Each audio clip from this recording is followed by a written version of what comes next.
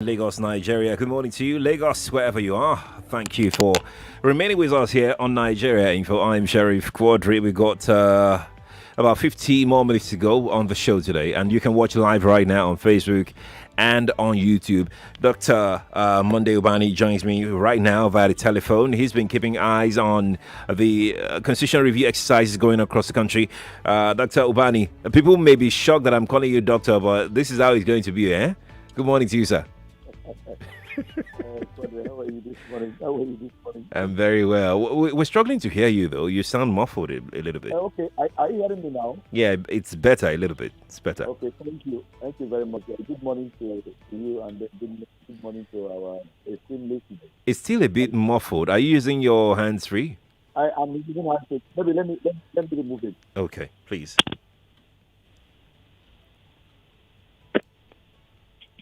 Is it better now? Oh, a lot better. This is fantastic. Okay, I'm very sorry about that. It's all right, sir. It's all I right, thought sir. it was going to be better with that method. It's all right, sir. So thank you very much for having me this morning, and a good morning to you and to our esteemed listeners. Let me start very quickly because we have a very limited time on the show. Let me start very quickly by asking your opinion of the exercise, overall, general opinion on the exercise, constitutional review exercises going on across the country. Yeah, generally, of course, we know we're operating a defective system. I mean, I'm talking about the constitution itself and the kind of federal structure we're also operating that is clearly defective, and it has brought so much hardship to us as a nation. Whatever we are passing through today is as a result of a defective structure. It has even led to some people now say, look, can we divorce, have a divorce in this relationship because it's becoming so suffocating and clearly stressful. Some people are asking for them to be allowed to go. Mm-hmm. So in that wise, people are saying, well, let us have a new constitution, a new brand constitution. But it's looking as if it's impossible with this government to have a brand new constitution. Even though they made promises when they were coming in that they're going to do all that, but they reneged on that promise. So people now say, okay, let's make do with the patch. Let's begin to patch the constitution to see whether we can bring it to that manageable level where we can exist based upon it, because the relationship is becoming too stressful. Right. Everywhere now there is clearly anger. I don't know whether you have noticed that. Of course. Frustration to the extent that the president himself had to, probably, bear his frustration yesterday by threatening a particular, region. Because I don't know why the example of that civil war and then the young one necessary and all that. So I don't know. But the point is that the relationship is very stressful, and we need to tinker with the structure if we really have to exist together as a nation. Okay. Now, let's dig in very sharply right now, and I mean sharply in that right sense of word. Let's start with what Akeredolu is proposing. He's saying that National Assembly should be scrapped in this review. He's also saying that we should have 4 representatives from each region if we must have a National Assembly or legislature in the country. He also spoke about other things. What's your thought concerning that? The scrapping of the National Assembly. The entire National Assembly should be scrapped, or the Senate? The Senate. Okay, the Senate. Of course. He spoke about unicameral, not bicameral. Yes. A lot of people are probably tending towards that direction because of one. We've seen that the bicameral form of legislature has not actually helped us in any regard. We have not made any progress with that structure. I mean, I'm talking about the 2 houses of assembly. Right. It's not. We have not moved any inch. So why don't we, look at having only a single legislative chamber? Of course, with the attendant reduction in cost, and then public qualitative representation, because we have not seen anything that they say, have actually contributed to development of our law, right, and especially in the interest of the people.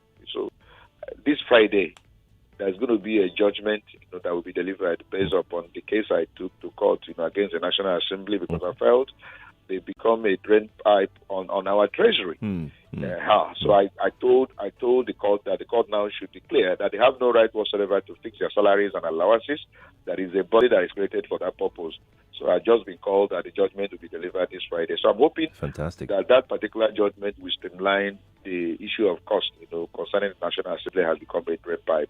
But to me, if you ask majority of Nigerians, and to me personally, I would want a single house that we deal with the issue of legislation. We cannot talk about democracy without a legislative chamber, that is there to make laws. But in having two houses, with the present economic situation in the country, and for the fact that they have not actually rendered any benefit, to the people, through qualitative legislation that is in favor of the people. Why must we keep on keeping these guys, who have become a drain pipe to us?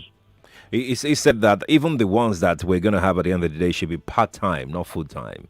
I agree. I clearly align myself with that submission. We should make them, because they're almost a part-time. I mean, the present house, sometimes they sit only 3 times, and then most of them don't even come to that. If you look at the house, most times it's empty. So meanwhile, they are collecting salary and allowances as full-time legislative. So why don't we now streamline, reduce cost, run an effective administration that will be in the interest of the people? That is the way. That is the way for us to go. Strategy. We need to be strategic now in running this country. And I also think that everyone, including the citizens, we must all be strategic. The leadership must be strategic. All of us must be strategic in whatever we are doing. We can't continue this way, Quadry. We can't continue running Nigeria as if we do not, we are not human beings. Nigeria today is being mismanaged. We are not running it well at all. And it all boils down to issue of leadership, and also boils down to issue of followership too. So we are not doing Nigeria right, the way we are doing these things. So I think all of us now must be strategic. We must reduce costs at every level, and then begin to channel all our resources towards improving the lives of the people. Nigerians' lives are not being improved. Majority are finishing from university, Sunday school, no employment. People are getting frustrated every day. People have become practical beggars. Every day you receive telephone calls and text messages of people who have not eaten since yesterday and all that. Why must we continue this way? Meanwhile, there are people that have billions and billions, stuck in their house and all that as a result of taking out of the system. Meanwhile, majority are living in penury and all that. We can't continue this way, honestly, or something has to give way. We started with the constitutional amendment request by people, but let's talk about others that have said that, look, let's just jettison, let's drop the 1999 Constitution, as it were. Let's go back to 1963 Constitution. What's your thought about it? But that is the only Constitution that actually recognizes our differences and our that we're heterogeneous, and then make provision for some of the things that made Nigeria to be one of the fastest growing economy in the world. If you look at that Constitution, it's very short-lived, but it made so much impact. It was at the time, most of the things that you see today, all the regions, came as a result of allowing such a constitution to operate. There was so much competitive spirit among the regions, and they made so much tremendous progress. There was physical federalism. I mean, people were in control of their resources, and they were paying certain percentage of tax to the federal. Even the judiciary system also worked in such a manner that you have, court of appeal, for the regions. Many things that were right, with that constitution. But the military came and truncated it, and then saw the advantage of running a unitary system, which we have maintained, even when we have, when we say to be operating under democracy, we are still running a unitary system. I think we're under the military regime of 1960s and all that. And it has not made us to make any progress. The countries we started with have all gone ahead of us, and it will take many years for us to get to where they are today. So must we continue that way? And I said no. The 1963 Constitution clearly, reflected our differences. Clearly reflected our preferences, and also reflected, our unity in diversity, and made us to be a country that we're supposed to. But after the military incursion, we have not been able to regain, ourselves, and we have continued with the wrong method. And I'm saying that at this time, Nigerians should take a look and stop following that wrong road, and let's go and look at that constitution. Of course, with slight amendment, now we have several states and all that. We must reflect our reality. Would you say that we have a referendum afresh? Let's start afresh, or we go back to 1963, or stick with 1999 with some amendment, of course. Which of these three options would you pick? No, I would rather want us, to involve the people. If you look at the constitutional amendment that is ongoing, you find out that a lot of people are excluded. You see what happened in Lagos, where a particular woman wanted to have access to that environment, and she was restrained. Rather, they came and begin to take those who are in government again, who have kept us where we are, into the system, to go and make what suggestion. I think that this particular amendment process, if at all you want to even probably give a room to it, it should be reflective of the people. The people themselves should participate in looking at some of the fundamental defects in the and make suggestions. You are now still bringing the same politicians who are there, who have kept us where we are, who have kept this country retarded. They are the ones you give access to come and talk all the nonsense they are talking about. I mean, they can't make any meaningful decision. Let the people themselves be involved. So I would rather want the people's participation. And then, as I said earlier, the 1963 Constitution should be the model. With slight amendment to reflect our new reality. That is the way for us. If we cannot agree to that, right, then let people's wish and preferences be allowed. Maybe they will say, look, we are being suffocated in this relationship. Even in marriage, if you are being suffocated, you take a way out, and that is going to court for a divorce. So let people make their choices. If you don't want them to stay in a country where all of us should be a beneficiary, they want a country where that is working for everyone. That is what I understand. The people who are asking for, separatists, this and all that, seem to be agitated. I think we want a country that is working for all. But if you don't want that country that is working for all, but you only want a country that is working for few, then allow me to go. That is what I understand. So are you saying this current exercise, is in futility in the end if you don't allow people, if you don't have a national dialogue, for instance, or a national conference, for instance? Yes. If you keep on amending, and the amendment does not reflect the wishes and aspirations of the people, then you succeeded in doing nothing. You succeeded in wasting the $1 billion they always budget for our constitutional amendment. Allow people's participation. They are the one who feels it, knows it. But the people are allowed to submit memorandum. I mean, the people are allowed to put their requests forward. But it's also important we know what they submit, and that it's going to be taken into cognizance when they are collating this. And compiling whatever the people have said. It's important because these guys can collect those things and just put them in dustbin. I'm telling you, I know how things operate. There was a time there was this exercise like this, and people all sought for what you call autonomy.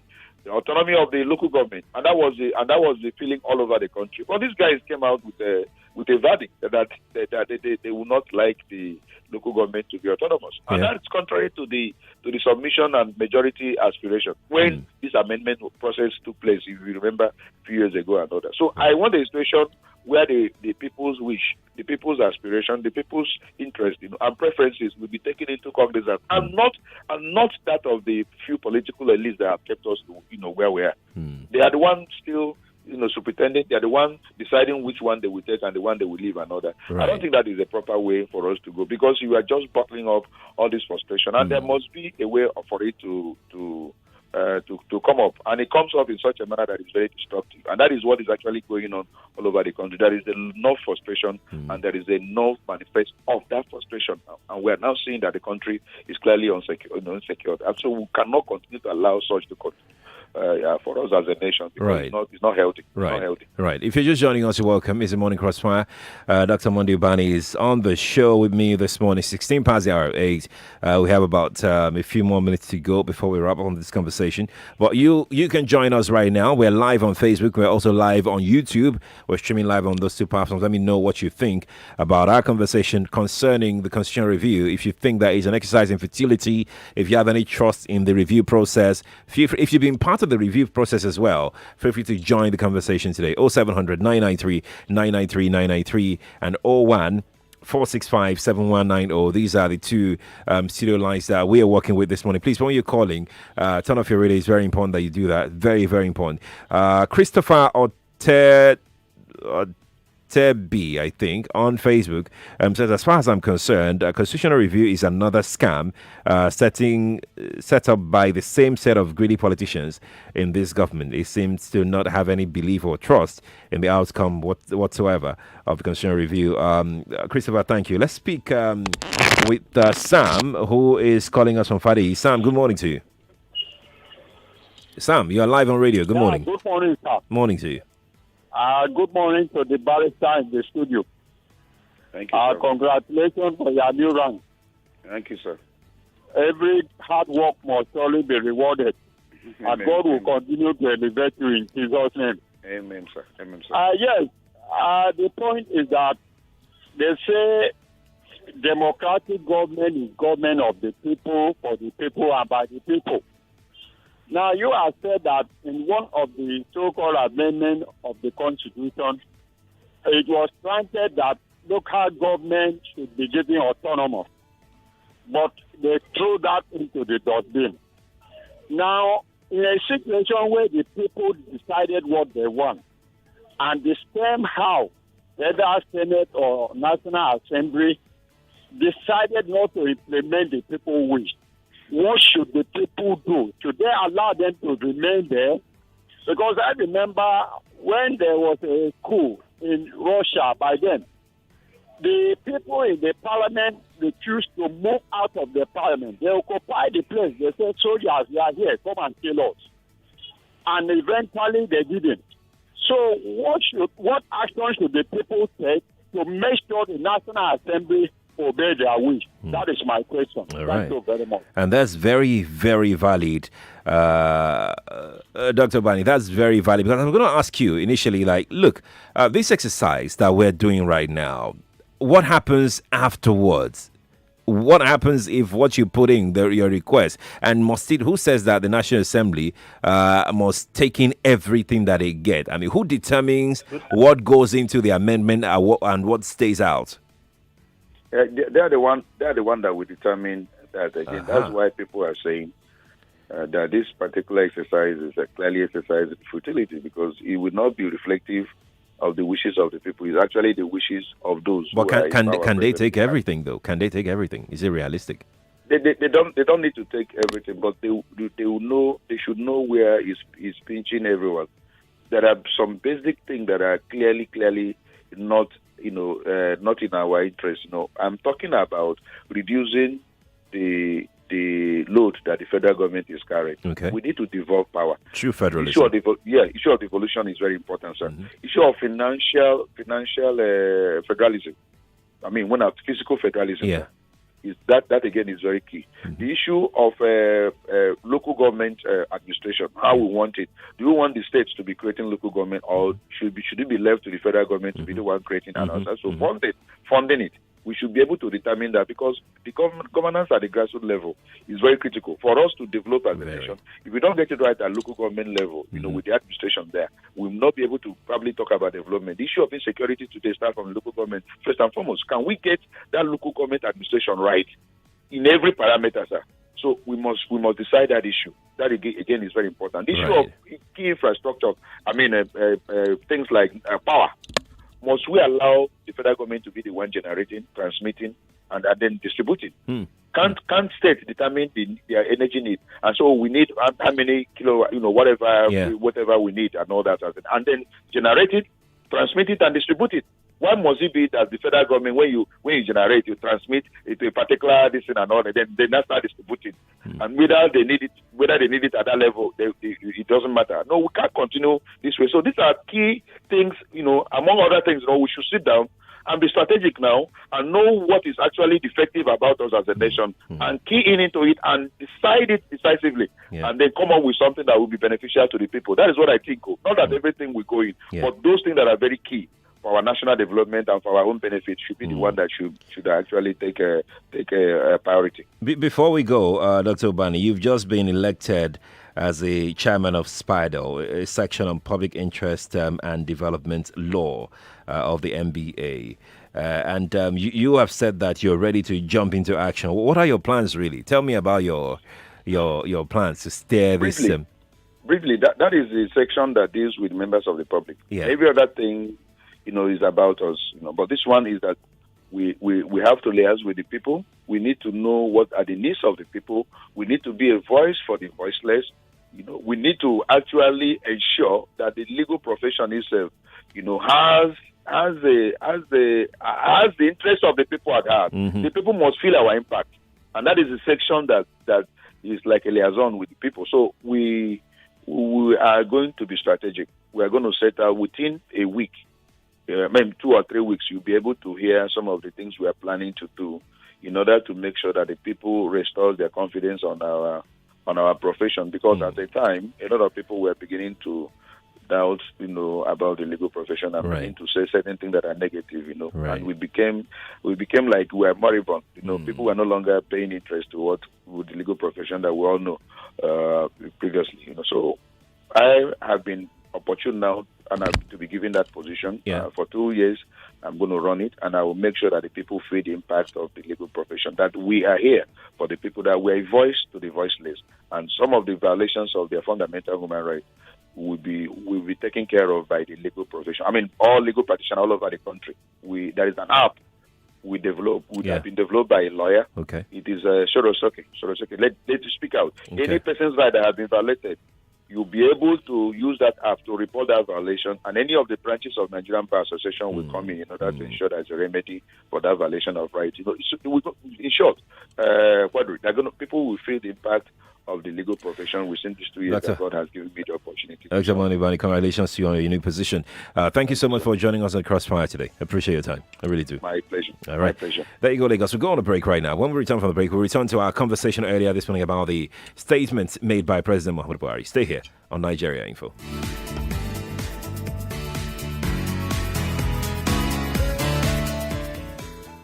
Hey, what's going on? It's your Deals Plug. And as usual, I've got the most fantastic information. And trust me, it's tailor-made just for you. So let's talk about CBN. Yes, Central Bank of Nigeria. And how much CBN has been impacting lives of average Nigerians by unlocking opportunities. To carry out its statutory responsibilities, CBN has been developing and formulating intervention policies geared towards the sustainability and growth of the Nigerian economy in the face of stiff local and global challenges. As a responsive agency, the Apex Bank rolled out a 5-year policy thrust with the aim of achieving the following: sustain monetary policies that ensure exchange rate stability, supporting SMEs through Anchor Borrowers Program, supporting MSMEs through access to credit facilities, deepening intervention program in the agricultural sector, agriculture for empowerment, economic growth and sufficiency through commercial agriculture credit schemes for farmers to enhance for food sufficiency and foreign exchange earnings. CBN is supporting farmers to access loan facilities through commercial agricultural credit schemes for farmers, and that is why greater success is being recorded in the production of locally grown rice, creation of job opportunities by facilitating loans, access to financial services by underserved Nigerians through financial inclusion programs, greater support for the manufacturing sector to export their products, support non-oil exports in order to generate multiple streams of foreign exchange earnings, and encourage patronage of made-in-Nigeria goods and services. These are laudable policies that will stimulate the economy and spur greater development. For Gen Z and millennials, CBN has special interest in you by empowering you through soft loans, especially for those who embrace farming through Nigeria Youth Investment Fund in partnership with Federal Ministry of Youth and Sports Development. As an enabler, CBN has been unlocking opportunities through these intervention programs, and the question is, how much are Nigerians tapping into these opportunities as Nigerians? As a Nigerian, you should activate your potentials by tapping into opportunities provided by various intervention policies today. That's how Central Bank of